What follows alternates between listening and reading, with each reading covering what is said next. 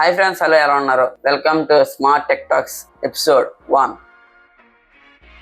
ఈరోజు మనం ఏం చూద్దామంటే ఫస్ట్ వైఫై అంటే ఏంటి, మన టాపిక్ ఏంటి, వైఫై అంటే ఏంటి. ఇంకా లేట్ లేకుండా డైరెక్ట్ టాపిక్ లోకి వెళ్ళిపోదాం. నా పేరు అఖిల్, మీరు ఇస్తున్నారు అఖిల్ టెక్ యూట్యూబ్ ఛానల్.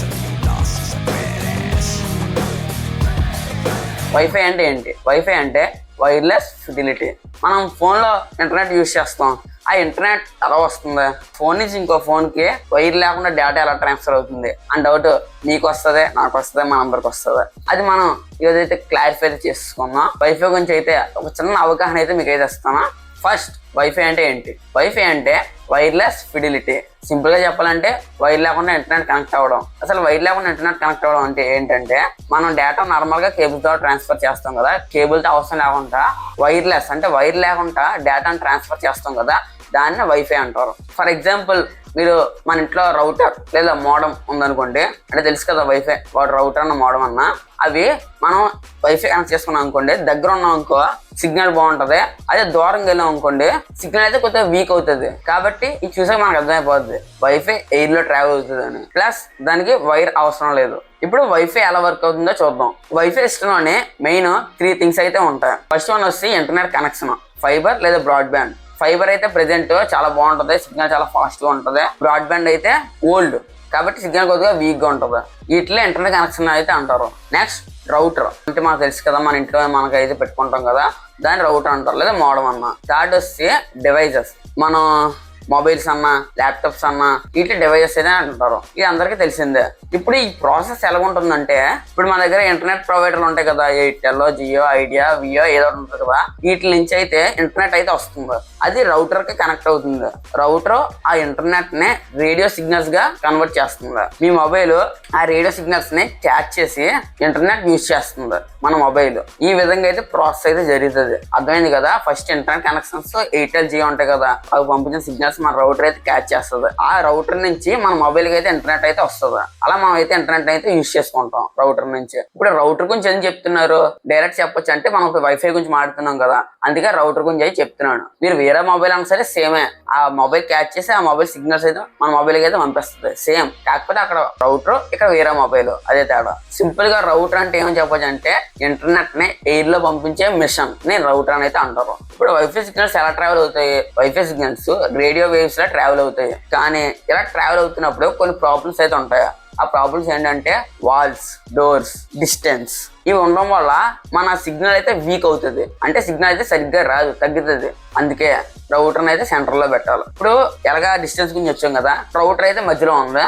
ఇలా ఓపెన్ ప్లేస్ ఉన్నారనుకోండి, రౌటర్ ఒక దగ్గర ఉంది, మీరు దగ్గర ఉన్నారనుకోండి సిగ్నల్ అయితే కొద్దిగా ఫాస్ట్ గా వస్తుంది. దూరం ఉంటే సిగ్నల్ అయితే కొద్దిగా తక్కువ వస్తుంది. ఎందుకు?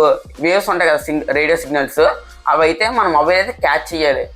దేని నుంచి? రౌటర్ నుంచి మన మొబైల్ అయితే రేడియో సిగ్నల్స్ అయితే క్యాచ్ చేయాలి. కానీ ఇక్కడ ఏం జరుగుతుంది, మీరు దూరంగా ఉండడం వల్ల డిస్టెన్స్ ఎక్కువైపోతుంది. కాబట్టి అక్కడి నుంచి ఇక్కడ రావాలంటే కొద్దిగా టైం పడుతుంది. అందుకే మన సిగ్నల్ దూరంగా ఉండడం అయితే వీక్ గా ఉంటుంది. అదే దగ్గర ఉన్నారనుకోండి, మన వైఫై సిగ్నల్స్ అయితే ఫాస్ట్ గా అయితే క్యాచ్ చేసుకుంటది. దానివల్ల మన సిగ్నల్ అయితే ఫాస్ట్ గా అయితే వస్తుంది. ఇప్పుడు మనకి సిగ్నల్ ఫాస్ట్ ఉండాలంటే ఏం చేయాలంటే, రౌటర్ లేదా మొబైల్ ఏదైనా సరే కొద్దిగా ఎత్తులో పెట్టండి, హై ప్లేస్ లో అయితే పెట్టండి. హై ప్లేస్ లో పెట్టడం వల్ల సిగ్నల్స్ అయితే టవర్ నుంచి వచ్చి ఫాస్ట్ గా క్యాచ్ చేసుకుంటుంది. ప్లస్ ఇంకా ఏం చేయాలంటే, మీరు దగ్గరగా ఉండండి. ఎందుకంటే సిగ్నల్స్ ఫాస్ట్ గా ట్రావెల్ అవుతాయి. అబ్స్టాకిల్స్ లేకుండా ఉండాలి. అబ్స్టాకిల్స్ అంటే ఏంటి? వాల్స్, డోర్స్, మన సిగ్నల్స్ అడ్డుపడే అన్ని అబ్స్టాకిల్స్ అంటారు.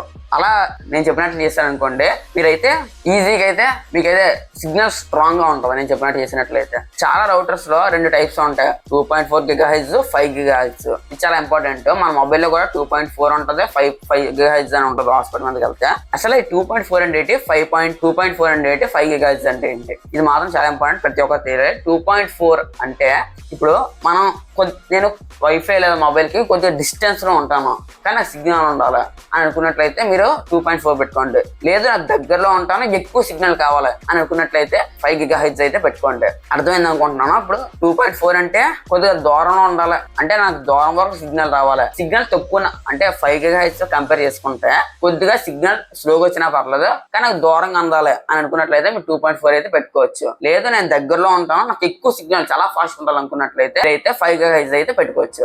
అర్థం అవ్వకపోతే వీడియో మళ్ళీ ముందుకెట్టి చూడండి. రౌటర్ నుంచి దూరంగా ఉన్నట్లయితే 2.4 GHz ఉపయోగించండి. లేదు నేను దగ్గరలో ఉంటారనుకుంటే 5 GHz అయితే ఉపయోగించండి. ఇందాక చెప్పింది 2.4 GHz.